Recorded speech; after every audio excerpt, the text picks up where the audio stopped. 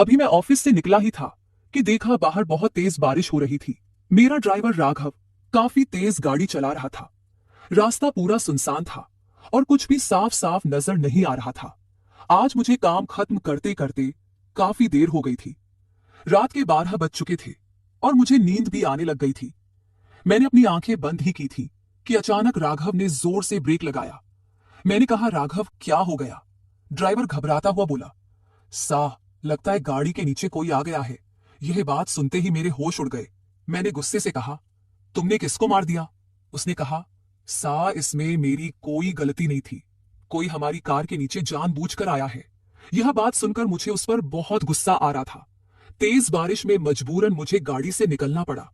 जब मैंने गाड़ी से निकलकर सामने आकर देखा तो नीचे एक लड़की पड़ी हुई थी।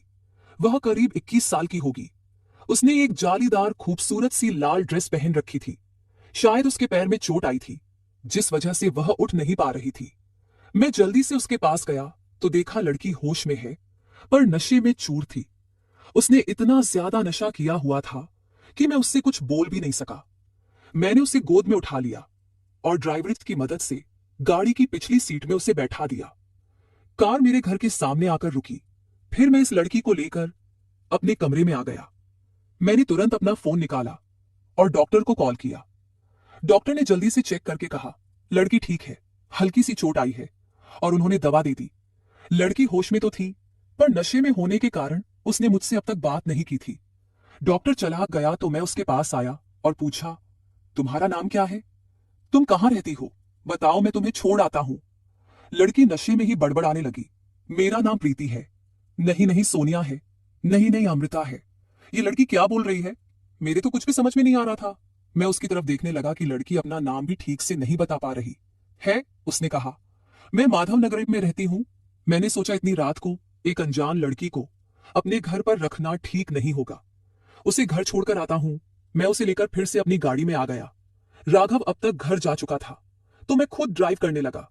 माधव नगर में एंट्री लेकर मैंने कहा, तुम्हारा घर कहाँ है? बताओ। लड़की ने घर के सामने आकर कहा कि यह मेरा घर है। मैं उसको उस घर के सामने ले गया और घर की बेल बजाई। इतनी रात को गुस्से से एक आदमी बाहर आया और कहा, क्या बात है, क्यों डिस्टर्ब कर रहे हो? मैंने कहा, यह लड़की आपके घर पर रहती है। वह आदमी बड़ी अजीब नजरों से उस लड़की को देखने लगा। फिर कहा, मैं इसे जानता तक नहीं हूं, अब दोबारा बेवजह मेरे घर की घंटी मत बजाना। मुझे बहुत शर्मिंदगी की महसूस हुई। वह लड़की अपना पता गलत बता रही थी। मैंने सोचा इतनी रात को उसे लेकर घर घर भटकना ठीक नहीं होगा। कोई गलत आदमी मिल गया तो इस लड़की के साथ गलत हरकत कर सकता है, और अभी तो यह होश में भी नहीं है, ना ही इसको कुछ याद है। क्या करूं? यही सोच रहा था कि लड़की मेरे पास आ गई। कहने लगी कि मुझे बहुत भूख लगी है। उसके चेहरे पर बहुत मासूमियत थी। मैंने गौर किया तो देखा कि वह बला की खूबसूरत है। उसके दूधिया चेहरे पर लाल लिपस्टिक तो कहर ही डाल रही थी। वैसे तो कई औरतें मेरे करीब आने को तरसती हैं, पर यह लड़की कुछ खास सी थी। तो मैंने कहा, चलो कुछ खाते हैं। मैं उसे लेकर शहर के एक बड़े रेस्टोरेंट में आ गया। खाना खाते वक्त लड़की ने कहा, मेरा नाम सोनिया है। आज मेरा मूड खराब था, इसलिए ज्यादा शराब पी ली थी और आपकी कार से टकरा गई। मैंने पूछा, तुम्हारा मूड खराब क्यों था? उसने कहा, मेरी कंपनी के मालिक की वजह से। मैंने सोचा यह इतनी खूबसूरत है, कहीं इसके मालिक की बुरी नजर तो इस पर नहीं पड़ गई। वह चुप और उदास थी। तो मैंने बड़े प्यार से पूछा, क्या हुआ सोनिया, बताओ। उसने कहा, कपूर अंपायर्स में बहुत कोशिशों के बाद मेरी जॉब लगी थी, पर उन्होंने मुझे बेवजह नौकरी से निकाल दिया। यह बात सुनते ही मैं चकित रह गया। मैंने कब इसे नौकरी से निकाला और क्यों? जी हाँ दोस्तों, मैं ही कपूर अंपायर्स का मालिक प्रकाश कपूर हूं। मैंने कहा, सोनिया यहीं बैठो, मैं अभी आता हूं। रात के 1 बज रहे थे और मैंने अपने असिस्टेंट विवेक को फोन किया। उससे बात करके मुझे बहुत हैरानी हुई। सोनिया एक मॉडल है। हमारी एड एजेंसी ने उसे सिलेक्ट किया था, पर फिर बिना वजह उसको निकाल भी दिया गया। विवेक से बात करने के बाद मैं वापस सोनिया के पास आ गया। सोनिया अब भी बैठी बैठी खाना खा रही थी। मेरे आते ही उसने कहा, चलो मुझे अभी कहीं जाना है। मैं उसकी तरफ बड़ी हैरत भरी निगाहों से देखने लगा कि रात 1 बजे वह कहाँ जाना चाहती है। मैंने कहा, तुम्हें इतनी रात को कहाँ जाना है? वो मेरी तरफ देखी और कहने लगी, मुझे कपूर अंपायर्स के मालिक प्रकाश कपूर से मिलना है। मैंने कहा, कपूर अंपायर्स के मालिक से मिलकर तुम क्या करना चाहती हो? उसने कहा, मैं उनसे पूछना चाहती हूँ कि किस वजह से उन्होंने मेरा कॉन्ट्रैक्ट यूं कैंसिल कर दिया। बड़ी मुश्किल के बाद मैं मॉडलिंग इंडस्ट्री में आई थी और इतने ऑडिशन के बाद मैं सिलेक्ट हुई थी। मैंने उनकी कंपनी के साथ कॉन्ट्रैक्ट साइन भी कर लिया था। लेकिन आज मुझे पता चला कि वह मेरे साथ काम नहीं करना चाहते, जबकि 2 दिन बाद मेरी पहली शूटिंग होने वाली थी। मेरी जगह पर उन्होंने किसी रीना नाम की लड़की को सिलेक्ट कर लिया, जो शायद प्रकाश कपूर की गर्लफ्रेंड है। उसकी बात सुनकर मुझे अपने आप पर गुस्सा आने लगा था। मैंने ही रीना के कहने पर आज इस लड़की को निकाला था। रीना मेरी बहुत करीबी दोस्त और एडवाइजर है, पर सबको कहती फिरती है कि वह मेरी गर्लफ्रेंड है। मैंने उसके साथ कई रातें जरूर गुजारी है, पर मेरे दिल में उसके लिए ऐसी कोई भी फीलिंग नहीं है। वह यह काम करना चाहती थी, इसलिए उसने सोनिया को हटा दिया। मैंने कहा, देखो रात बहुत हो गई है, अभी प्रकाश कपूर से तुम नहीं मिल पाओगी। तुम मेरे साथ मेरे घर चलो, कल देखता हूं कि क्या हो सकता है। वह बड़ी प्यार भरी निगाह से मुझे घूरने लगी और बोली, तुमने आज मेरी बहुत मदद की। तुम बस मुझे प्रकाश कपूर के घर के बाहर छोड़ दो। मैं तुम्हें अब और परेशान नहीं करना चाहती। मैंने कहा, मैं तुम्हें उसके पास ले चलूंगा। फिलहाल तुम मेरे साथ मेरे घर चलो। तुम ठंडे दिमाग से कल उसके पास जाना और फिर बात करना। उसने कुछ नहीं कहा और मेरे साथ कार में बैठ गई। अभी भी बहुत जोरों की बारिश हो रही थी। वह लड़की इतनी खूबसूरत और अट्रैक्टिव है कि मेरी नजर उस पर ही टिकी थी। मैं उसे लेकर अपने घर पर आ गया। मैंने कहा, तुमने इससे पहले कभी प्रकाश कपूर को देखा है क्या? उसने कहा, नहीं, मैंने कभी नहीं देखा, बस उनका नाम सुना है। मैं उनके भाई अमित से मिल चुकी हूं, उन्होंने खुद ही मुझे सिलेक्ट किया था, लेकिन वह शायद अभी शहर से बाहर गए हुए हैं। इस बात का फायदा उठाकर प्रकाश ने मुझे नौकरी से निकाल दिया। उस लड़की को देखकर मेरे दिल का शैतान जाग रहा था। आज बारिश की इस ठंडी रात में मैं इस नीली आंखों वाली को पाना चाहता था। उसकी खूबसूरती मुझे उसके करीब खींच रही थी। इससे पहले भी कई लड़कियों के साथ मैं रातें गुजार चुका हूं, पर इस लड़की में कुछ तो अलग बात थी। लेकिन उसके चेहरे की मासूमियत को मैं जबरदस्ती कुचलना नहीं चाहता था। मैं चाहता था कि वह खुद ही मेरी बाहों में आ जाए और मुझसे मोहब्बत करे। लड़की नशे से कुछ हद तक बाहर आ गई थी, लेकिन शायद उसे नींद आने लगी थी।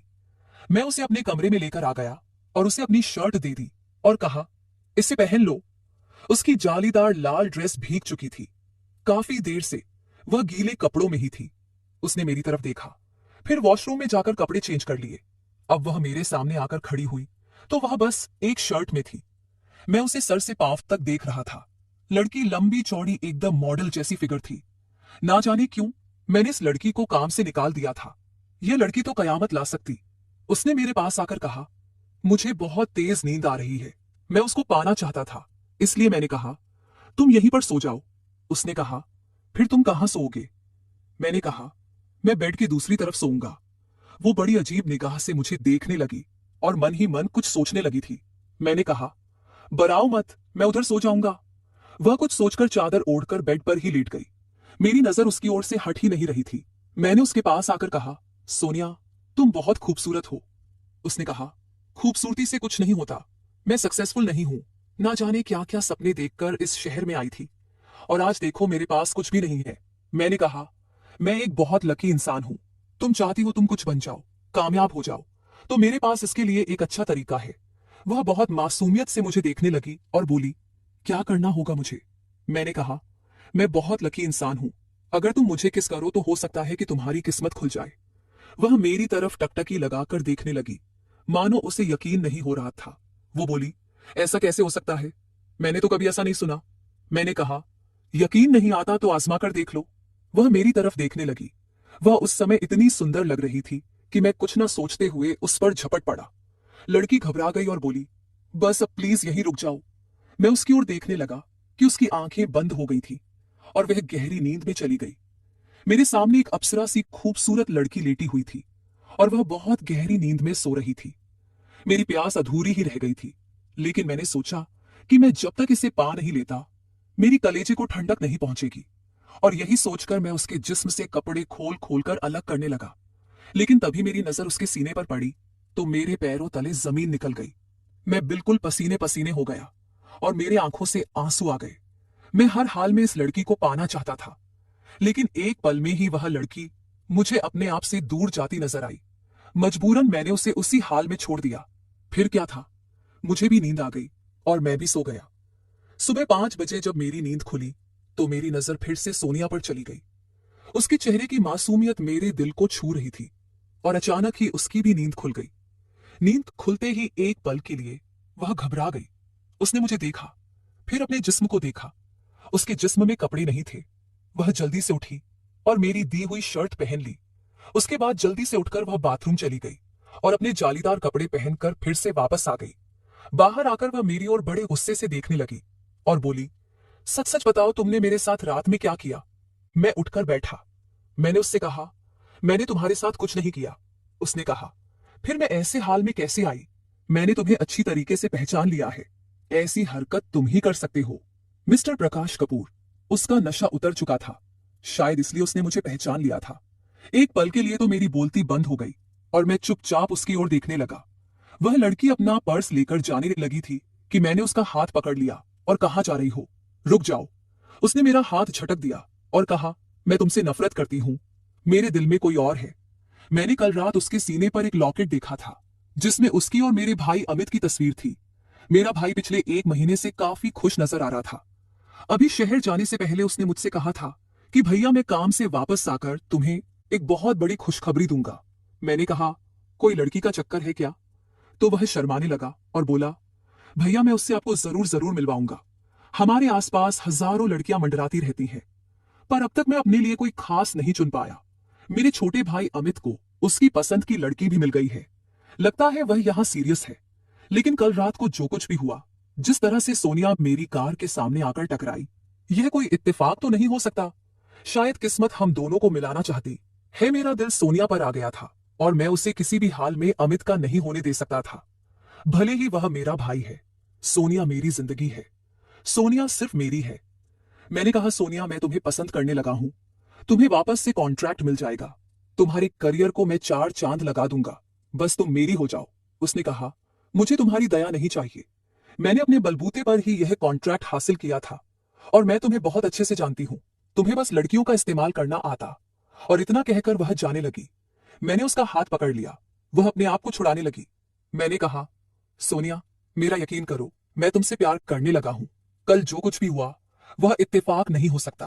तुम्हारे साथ कल वक्त बिताकर मुझे एहसास हो चुका है कि मैं तुमसे बहुत प्यार करता हूं। तुम मुझसे शादी कर लो। मैं तुम्हें जिंदगी की सारी खुशियां दूंगा। वह मेरी तरफ ऐसे टकटकी लगाकर देख रही थी जैसे उसे कुछ भी समझ नहीं आ रहा था। मैंने कहा, प्लीज सोनिया। उसने कहा, मैं मन ही मन अमित को पसंद करने लगी हूं और शायद वह भी मुझे पसंद करता है। हालांकि मैं उसके दिल की बात नहीं जानती। मैंने कहा,